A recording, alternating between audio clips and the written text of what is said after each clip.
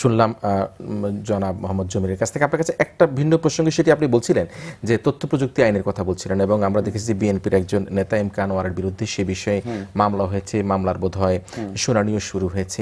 তো এই বিষয়টা নিয়ে আপনি কেন ভাবছেন যে এত বেশি কঠিন হতে পারে, অন্যায় কোনো শাস্তি হতেই পারে? এম কে আনোয়ার সাহেব যে কথাটা বলেছেন ওনার এটা বলা উচিত হয় নাই, ঠিক আছে?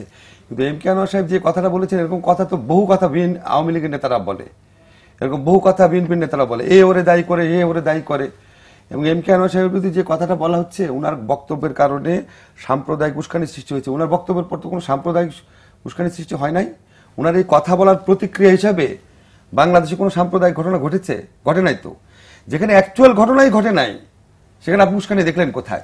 যদি এম কে আনোয়ারের এই ঘটনার পরে ঢাকা শহরে কোনো সাম্প্রদায়িক রায়ট সৃষ্টি হতো, তাহলে আপনি ওটার সাথে লিঙ্ক করতে পারতেন। কিছুই ঘটে নাই, তাহলে একটা উস্কানি থাকলো কেমন? যেখানে ঘটনাই নাই সেখানে উস্কানি থাকলো কোথায়? এই আইনটা এত বেশি অপপ্রয়োগ করা সম্ভব, এটা আমি আপনাকে বুঝায় বলি। যেমন অনেকগুলো ডেফিনেশন আছে, ওটা ক্লিয়ার করা না। সরকারের ইমেজের জন্য ক্ষতিকর, নিরাপত্তার জন্য ক্ষতিকর, দেশের ইমেজের জন্য ক্ষতিকর, বন্ধু রাষ্ট্রের সাথে সম্পর্কের জন্য ক্ষতিকর, মিথ্যা, অসত্য, এই প্রত্যেকটা ডেফিনেশন সরকার দিবে। সরকার ডেফিনেশন দিয়ে সরকার আপনাকে গ্রেফতার করবে। গ্রেফতার করে পুলিশ আপনাকে বিনা বিচারে বেশ কিছুদিন আটক রাখতে পারে সরকারি করে। এবং ওইখানে যে আসামি পক্ষে ডিফেন্সের চান্স খুব কম থাকে। ফলে আপনি দেখবেন তথ্য প্রযুক্তি আইনে আজকে সরকারের পক্ষ থেকে বিরোধী দলের বিরুদ্ধে, বিরোধী কণ্ঠের বিপক্ষে, সরকারের সমালোচকদের বিরুদ্ধে নানান ধরনের অপপ্রচার চালানো হয়। তথ্য প্রযুক্তি আইনে আপনি কোনোদিন দেখেছেন সরকার যে অপপ্রচার চালাচ্ছে তাদের কারো কোনো শাস্তি হচ্ছে? কেন শাস্তি হচ্ছে না? আজকে কিছুদিন আগে কয়েকজন 20-25 জন ছেলে মিলে শহীদ মিনারে আমাদের সহ 9 জনকে বললো স্বাধীনতা বিরোধী। তো তথ্য প্রযুক্তি আইনে তার বিরুদ্ধে মামলা করেন না কেন? স্বাধীনতা বিরোধী জিনিসটা কি? স্বাধীনতা হয়েছে বাংলাদেশে 71 সনে। বাংলাদেশকে যারা ভারত সীমান্তে গুলি বর্ষণ করে বাঙালি মেরে ফেললে যারা প্রতিবাদ করে, রামপাল বিদ্যুৎ কেন্দ্র স্থাপন করলে যারা প্রতিবাদ করে, গঙ্গার পানি ব্রহ্মপুত্রের পানি নিয়ে গেলে যারা প্রতিবাদ করে, পাকিস্তান যুদ্ধ অপরাধীদের বিচার নিয়ে প্রশ্ন তুললে যারা প্রতিবাদ করে, তারা স্বাধীনতা বিরোধী। যারা এসব কথা বলে, খেয়াল করে দেখেন আপনি, কত অনৈতিক, কত অসত্য কথা, ওরাই স্বাধীনতা বিরোধী। কারণ বাংলাদেশের স্বাধীনতা, সার্বভৌমত্ব এবং স্বার্থ বিরোধী যখন একের পর এক ঘটনা ঘটে, ওইটা যারা প্রতিবাদ করে না, ওরাই স্বাধীনতা বিরোধী। আমি আপনাকে বলছি, এখন ধরেন আমি যদি এই কথাটা ধরেন ফর এক্সাম্পল আমি যদি বলি এই মন্ত্রী বা এই প্রধানমন্ত্রী স্বাধীনতা বিরোধী, সরকারের থাকা অবস্থা কারো, তথ্য প্রযুক্তি না আমাকে ধরে গ্রেফতার করে শাস্তি দেওয়া সম্ভব। অন্য কেউ যখন আমাকে বলছে, তাকে আবার শাস্তি দেওয়া হচ্ছে না। কত সাবজেক্টিভ প্রয়োগ, আপনাকে এক্সাম্পল হিসেবে বললাম। এখন যদি কেউ বলে, আপনি দেখেন বাংলাদেশে একটা অদ্ভুত কাণ্ড শুরু হয়ে গেছে। কে প্রধানমন্ত্রীর বিরুদ্ধে কোন কটূক্তি করেছে, কে গান করেছে, গান লিখেছে, তার শাস্তি হচ্ছে, সবকিছু হচ্ছে।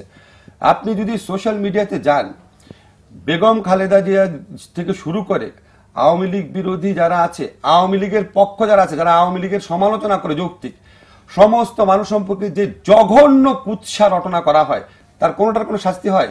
তো বাংলাদেশের সকল লোক সম্পর্কে আপনি যা ইচ্ছা বলতে পারবেন, একমাত্র প্রধানমন্ত্রী সম্পর্কে বলতে পারবেন। এটা গণতন্ত্র, এটা স্বাধীনতার চেতনা, এটা মুক্তিযুদ্ধের চেতনা।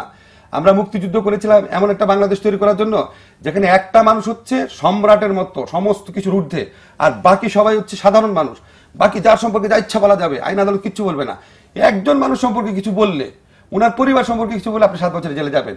এটা মুক্তিযুদ্ধের চেতনা। এই রকম একটা শাসক তৈরি করার জন্য বাংলাদেশ স্বাধীন হয়েছিল। তো এটা ভয়ঙ্কর আইন না? সাবজেক্টিভ প্রয়োগ করা, যেই আইনে প্রচন্ড সাবজেক্টিভ প্রয়োগ করার স্কোপ থাকে, ইচ্ছা মতো প্রয়োগ করার স্কোপ থাকে, সেটাই কালো আইন। এটা কালো আইন মানে এটা গভীর কালো আইন। আপনি ঢাকা বিশ্ববিদ্যালয়ে পড়াচ্ছেন এবং শিক্ষক হিসেবে তো নিশ্চয়ই আপনারও কথা বলার অনেক জায়গা আছে। বিশ্ববিদ্যালয় প্রশাসন কেন এই ধরনের কোনো বিষয়কে, যে শহীদ মিনার তো কোনো গোষ্ঠীর নয়, এটাতে যদিও বিশ্ববিদ্যালয়, শোনেন আমাদের বাংলাদেশে হয়েছে কি, বিশ্ববিদ্যালয় প্রশাসন বলে আলাদা কিছু নাই। আমি আপনাকে একটা সিম্পল জিনিস দেখাই। আমাদের বিশ্ববিদ্যালয়ের সবচেয়ে বড় গর্ব কি ছিল? ঢাকা বিশ্ববিদ্যালয় হচ্ছে অ্যান্টি এস্টাবলিশমেন্ট। এর সাথ পর্যন্ত আমরা এটা করেছি, যে কোনো শাসকের বিরুদ্ধে দাঁড়িয়েছি। এমনকি জিয়াউর রহমানের বিরুদ্ধেও প্রথম প্রতিবাদ হয়েছিল ঢাকা বিশ্ববিদ্যালয়ে, বঙ্গবন্ধুর বিরুদ্ধে প্রথম প্রতিবাদ হয়েছিল ঢাকা বিশ্ববিদ্যালয়ে।